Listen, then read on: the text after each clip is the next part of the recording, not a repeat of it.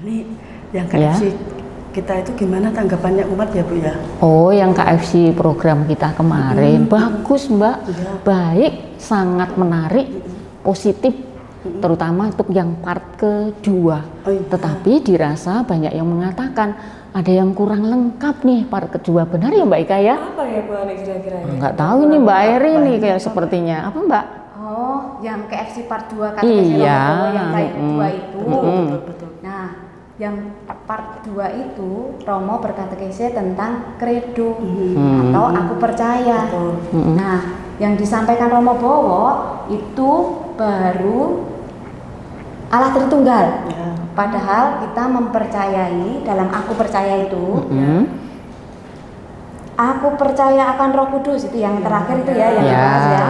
Kemudian Gereja Katolik yang kudus, persekutuan para kudus, pengampunan dosa, kebangkitan badan, kehidupan kekal. Nah, kalau Gereja Katolik yang kudus itu artinya bahwa gereja didasari oleh Roh Kudus. Kalau persekutuan para kudus itu adalah persekutuan para orang-orang kudus. Nah, gereja itu terdiri dari 3. Ada gereja yang menderita, gereja yang berziarah, gereja yang mulia. Gereja yang menderita itu adalah mereka yang sudah meninggal, yang sudah tidak bisa berdoa. Gereja yang berziarah itu adalah kita yang masih hidup. Sedangkan gereja yang mulia itu adalah mereka yang sudah abadi di surga. Nah, pada bulan ini kan sangat pas bulan November. Ini adalah bulan arwah. Tanggal 2 November kita memperingati pengenangan arwah orang beriman. Nah, ini baik kalau kita mendoakan mereka.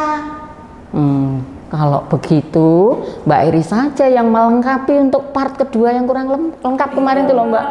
Oh iya kan bener kan lengkap bisa. Iya. Saya tidak percaya diri untuk berkata Lah kenapa? Nggak apa-apa sudah. Besok kita undang Romo lagi aja supaya memberikan pencerahan, memberikan katekese lagi, sehingga umat bisa tercerahkan. Iya. Kapan? Lah, itu Romo. Mari kita ada Romo. Bulan sekali Romo. Berkat dalam Romo. Wah, seru sekali ini pembahasannya. Lebih seru daripada pembahasan undang-undang di gedung DPR RI ini tampaknya. Kita sedang mengalami kebingungan Romo ini. Ceritanya mengenai apa kok seru sekali ini tadi? Ini antusiasme umat mengikuti katekese Romo yang baik itu, yang part 2 khususnya, itu dirasa belum mencukupi karena kan baru Allah Tritunggal saja. Nah, padahal masih ada lagi percaya akan Gereja Katolik yang kudus, persekutuan para kudus. Nah, ini Romo yang bagian ini terutama kan bulan katekese, bulan arwah. Jadi Romo bisa berkatekese tentang pengenangan arwah orang beriman. Nah, itu mohon diberikan pencerahan tentang hari arwah tersebut. Baik, tema mengenai arwah ini sesuatu yang menarik sampai kapanpun dan bagi siapapun. Kebetulan ini saya tadi dari sana membawa buku yang namanya Katekismus Gereja Katolik. Maka ini menjadi referensi utama kita kalau kita ingin memahami iman Katolik seperti apa yang diajarkan dan dihayati oleh gereja sampai pada saat ini dan seterusnya. Lalu mengenai yang tadi disebutkan, memang apa yang dirayakan gereja nanti 2 November itu berkaitan dengan apa yang disebut di dalam alinea terakhir kredo kita. Alinea terakhir di situ kan nanti disebutkan percayakan Roh Kudus, Gereja Katolik yang kudus, persekutuan para kudus, pengampunan dosa, kebangkitan badan, kehidupan kekal. Nah, kalau sudah sampai sini, kita mungkin sedikit fantasi kita mulai kita tempatkan sedikit di atas kita. Boleh nanti di awang-awang dan bagaimana atau seperti itu. Karena memang ini dunia yang tidak sama seperti yang kita alami dalam kehidupan di dunia selama ini. Boleh dikatakan dunia yang lain sama sekali. Tapi walaupun lain, kita bisa melihat, memahami sedikit dari apa yang diwahyukan Tuhan pada kita sebagaimana ada di dalam kitab suci dan yang direfleksikan gereja, dihayati dalam tradisi, kemudian diajarkan oleh magisterium gereja. Yang pasti kehidupan duniawi ini adalah kehidupan yang sifatnya sementara, dibatasi ruang dan waktu, pernah berawal dan nanti juga pasti akan berakhir. Itu yang pasti ya, kita tidak menyaksikan itu dan kita sudah paham. Bahkan di dalam kitab suci juga sudah ditegaskan, seperti misalnya dalam Ibrani 13 ayat 14 itu. Di sini kita tidak memiliki tempat tinggal yang tetap.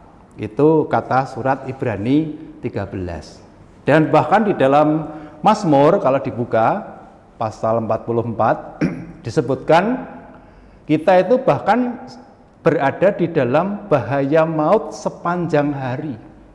Jadi kehidupan kita selama ini itu diibaratkan di dalam kitab Mazmur itu masuk dalam bahaya maut sepanjang hari. Ini semua hanya mengatakan satu hal, kehidupan duniawi ini kehidupan yang sementara, tidak kekal, tidak abadi, tapi pasti nanti menuju kepada sesuatu yang abadi, yang kekal, yang langgeng. Itulah yang menjadi perjuangan kita. Maka walaupun hidup kita itu sementara, ada sesuatu yang mulai kita siapkan dan itu sifatnya definitif, yakni sikap iman kita. Apa yang kita lakukan dan kita sikapi dalam hidup beriman akan menentukan nanti dalam kehidupan setelah di dunia ini. Itu sangat jelas kalau kita membandingkan pengalaman Santo Paulus misalnya di dalam surat kepada Timotius yang kedua itu. Aku mengakhiri kehidupan ini seperti sudah menyelesaikan pertandingan sampai pada garis akhir. Yaitu tanda bagaimana perjuangan hidup dunia ini juga sifatnya sudah mulai definitif menuju kepada sesuatu yang kekal dan abadi tadi. Kemudian sesuatu yang kekal dan abadi ini di dalam keyakinan iman kita, dan saya kira banyak umat, banyak orang iman apapun itu mengatakan sebagai surga dan neraka. Nah sekarang fantasi kita mulai sedikit kita angkat, membayang-bayangkan, karena ini memang dunia yang tidak di dunia ini, tapi ini setelah kehidupan di dunia ini berakhir. Dalam hal ini gambaran kita itu memang amat terbatas, dan kita lebih banyak sebagaimana kitab suci juga memberikan informasi pada kita sifatnya kiasan. Jadi tidak menunjuk kepada kenyataan itu sendiri, tapi gambaran ya, dengan memakai bahasa kiasan. Karena kita itu dibatasi oleh ruang dan waktu hidup kita, maka bahasa kiasan kita menunjuk kepada hidup kekal itu ada rupanya, ada bentuknya, ada tempatnya. Itu tampak juga di dalam misalnya kitab suci, kisah ketika Yesus naik ke surga.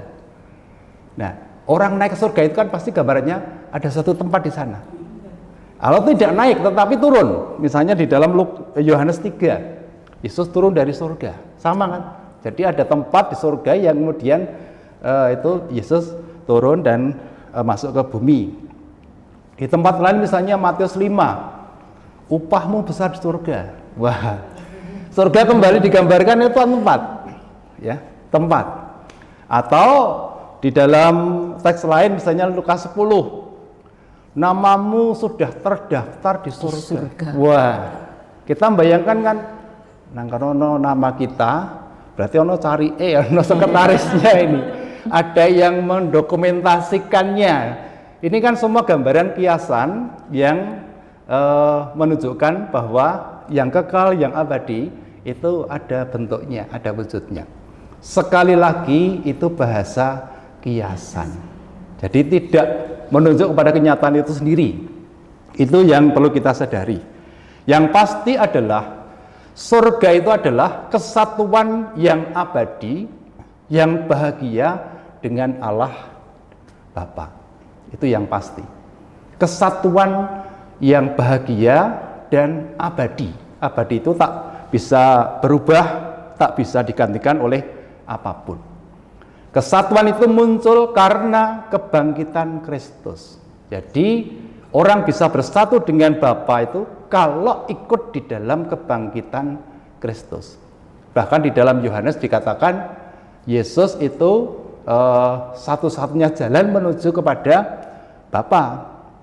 Tidak ada seorang pun yang datang kepada Bapa kalau tidak melalui aku, melalui Yesus. Maka ikut serta ambil bagian dalam kebangkitan Kristus, ini nanti akan mengalami kesatuan yang abadi dengan Allah di surga. Itu gambaran atau kenyataan mengenai surga. Walaupun tadi di awal dikatakan dengan bahasa kiasan ditunjukkan suatu tempat, suatu bentuk dan rupa mengenai surga itu. Tapi sekali lagi esensinya adalah kesatuan yang bahagia manusia dengan Allah dan itu bersifat abadi. Nah, neraka kebalikannya. Kalau tadi ke surga itu kesatuan, dan neraka itu keterpisahan yang abadi. Dan itu pasti menderita, karena siapapun yang terpisah dengan Allah pasti menderita. Itu neraka. Nah, itu inti dari neraka. Maka digambarkan dalam perumpamaan Yesus, di sanalah akan terdengar ratap tangis dan gertak gigi. Itu gambaran penderitaan neraka tadi. Karena apa?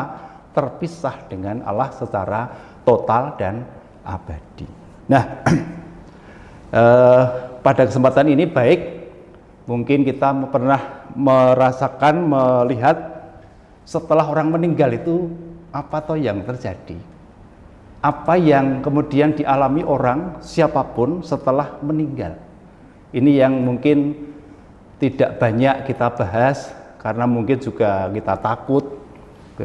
Aku cepet ya, padahal kan perlu untuk kita dan untuk orang-orang lain di sekitar kita, ya terutama yang kita cintai. Dalam diri manusia itu selalu ada yang namanya badan dan jiwa. Badan ini tubuh, raga, jiwa itu ya sudah jelas ya. Nah, hidup dunia berakhir ketika badan dan jiwa itu terpisah. Itu pasti akan berakhir kehidupan badan dan jiwanya. Pada saat orang itu meninggal, langsung di situ dilakukan pengadilan khusus atau pribadi. Saat itu juga, detik itu juga orang meninggal, langsung orang akan mengalami pengadilan pribadi atau khusus. Nah, pengadilan itu bersifat final, sudah keputusan itu, tidak berubah lagi. Tidak perlu ada pembelaan, tidak perlu ada tuntutan jaksa, tidak perlu ada saksi. Allah sendiri yang nanti akan mengambil keputusan. Dan keputusan itu langsung final. Keputusannya dua, orang akan masuk neraka atau masuk surga.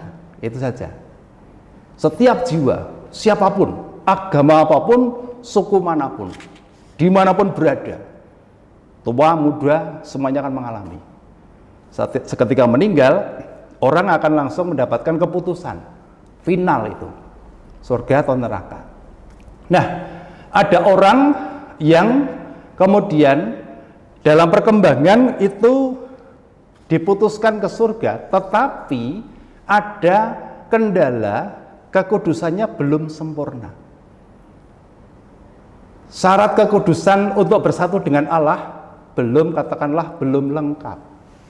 Maka nanti ada yang namanya, nanti masih kita bahas kemudian, yakni api penyucian atau purgatorium. Tetapi purgatorium ini bukan keputusan ketiga. Tidak ada keputusan ketiga. Hanya dua keputusan itu, surga dan neraka, bahagia atau menderita. Nah, purgatorium itu menempelnya ke surga. Jadi itu ibaratnya surga yang tertunda. Sudah diputuskan, tetapi ada syarat, ada situasi yang belum memungkinkan yang bersangkutan mengalami kekudusan yang sempurna, karena nanti akan bertemu dengan Bapa yang Maha Kudus. Karena di surga tidak ada yang tidak kudus, harus kudus. semuanya zero dosa, tidak ada, semuanya harus sempurna di dalam kekudusan. Nah, oleh karena itu di dalam hal ini orang tadi akan mengalami tadi dua keputusan, dan itu kita gambarkan di dalam kitab suci itu ada kisah mengenai Lazarus dan orang kaya yang meninggal. Kan langsung toh itu. Lazarus di pangkuan Bapa, orang kaya di neraka. Sudah langsung diputuskan gitu. Begitu dan saat orang meninggal. Juga ketika Yesus disalib, penjahat di kanan kiri. Iya. Yang bertobat kan diberikan janji. Hari ini juga engkau akan masuk ke dalam Firdaus. Hari ini juga. Artinya saat dia meninggal langsung diputuskan. Nah, ini yang pertama. Lalu di dalam membangun kesatuan jiwa badan tadi, kita tahu nanti setelah kehidupan ini selesai, yang kita sebut akhir zaman, itu jiwa dan badan, tubuh dan jiwa tadi itu akan bersatu. Yang tadi dalam pengadilan pribadi itu yang diadili jiwanya, badannya tidak. Loh, badannya di mana? Hancur. Kan dimakamkan. Iya, betul. Menjadi satu dengan tanah. Iya, Kalau dikremasi ya terbakar menjadi abu. Kalau dibuang ke laut ya seperti itu. Betul. Jadi badannya tidak. Yang diadili jiwanya. Nah, pada pengadilan terakhir jiwanya bersatu dengan badan. Nah, persoalannya badan ini bukan badan seperti badan duniawi. Badan yang beda. Badan rohani. Badan rohani ini sama dengan badan duniawi, juga sekaligus berbeda. Sama itu membuat dikenali. Kalau sama sekali berbeda nggak kenal, tapi ini dikenali. Tetapi berbeda karena dunia ilahi, dunia abadi, yang tidak terkena oleh dampak kehidupan duniawi. Tidak sakit lagi, tidak bisa berubah, tidak bisa keriput. Yang rambutnya panjang ya tetap panjang, yang gundul ya tidak langsung menjadi gondrong. Tidak berubah di dalam tubuh rohani tadi. Nah, ini yang nanti menjadi dasar yang namanya pengadilan terakhir. Akhir, ya. Jadi pengadilan terakhir itu pengadilan untuk menyatukan jiwa dan tubuh yang baru. Karena tadi kan baru jiwanya ya diri. Jiwa dan tubuh. Nah, lalu pengadilan terakhir ini menyatukan. Tetapi keputusan yang dibuat pertama tetap berlaku. Karena tadi kan abadi. Iya. Jadi kalau sejak awal diputuskan orang surga, akan ke surga dengan badan yang baru. Ya. Kalau sudah diputuskan neraka, akan ke neraka juga dengan badan yang baru pula. Ini yang nanti juga setelah bersatunya jiwa dan badan yang baru tentu saja, ini yang namanya hidup kekal di dalam syahadat kredo kita. Ya, hidup kekal itu begitu. Jadi sudah melewati tahap orang sudah menerima keputusan akhir yang pertama, yakni diputuskan setelah saat meninggal mau surga atau neraka. Nah, tadi disebutkan bagaimana kalau yang belum sempurna, disebutkan tadi api penyucian, purgatorium, atau istilah lain finalis purificatio. Finalis itu akhir, purificatio itu pemurnian. Nah, ini disebutkan di dalam, maka saya membawa yang namanya Katekismus Gereja Katolik. Itu dijelaskan di dalam Katekismus ini dari nomor 1021 sampai 1041. Saya ambil yang langsung berkaitan dengan pemurnian atau purgatorium ya. Siapa yang mati dalam rahmat dan dalam persahabatan dengan Allah, namun belum disucikan sepenuhnya, memang sudah pasti akan keselamatan abadinya. Tetapi ia masih harus menjalankan suatu penyucian untuk memperoleh kekudusan yang perlu supaya dapat masuk ke dalam kegembiraan surga. Kita lihat kata-katanya. Mati dalam rahmat dan dalam persahabatan dengan Allah. Nah, ini yang menjadi dasar orang sudah nanti akan diputuskan, oh ini surga. Memang sudah pasti akan keselamatan abadinya. Nah, ini sudah pasti surga. Tetapi ia masih harus menjalankan satu penyucian. Karena apa? ada sesuatu yang masih belum sempurna. Kekudusannya belum penuh. Untuk memperoleh kekudusan yang perlu. Nah, ini dia perlu memperoleh kekudusan yang perlu supaya dapat masuk dalam kegembiraan surga. Karena kan bertemu dengan yang Maha Kudus. Dan tidak boleh kurang. Harus kudus. Ya, kalau tidak nanti tidak akan ketemu. Nah, oleh karena itu purgatorium atau purificatio tadi adalah pemurnian bagaimana orang bisa sampai kepada kekudusan yang sempurna. Nah, oleh karena itu di dalam purificatio atau purgatorium ini adalah tahap terakhir proses pemurnian jiwa. Lalu ada lagi jiwa yang sudah diputuskan untuk ke surga, yang ke neraka tidak perlu dimurnikan. Wong sudah pasti ke sana kok. Kalau sejak awal diputuskan surga, tidak akan pernah ke neraka. Sebaliknya, yang sudah diputuskan sudah kamu ke neraka, tidak mungkin ke surga. Sudah awal sejak begitu, sejak saat orang meninggal. Nah, purgatorium atau finalis purificatio ini hanya yang sudah diputuskan ke surga.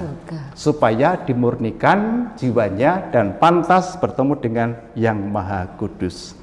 Dan itu semuanya adalah bentuk kasih Allah yang ada di dalam kehidupan ini. Maka kalau kita bulan arwah ini mendoakan saudara-saudari kita yang sudah meninggal, saya kira hal yang bagus, bentuk kesatuan kita dengan para kudus. Maka tadi ada kredo yang mengatakan persekutuan para kudus. Kita itu bersatu dalam para kudus. Dan yang sedang menderita di dalam purificatio atau purgatorium ini dapat kita bantu. Memang di sana derita, tetapi deritanya beda dengan di neraka. Kalau di neraka itu deritanya total, menyakitkan, siksa. Yang di purgatorium deritanya itu karena orang malu terhadap kekurangannya, dosanya, dan rindu yang terus tertahan belum bisa bertemu dengan yang Maha Kudus. Itu deritanya, jadi beda.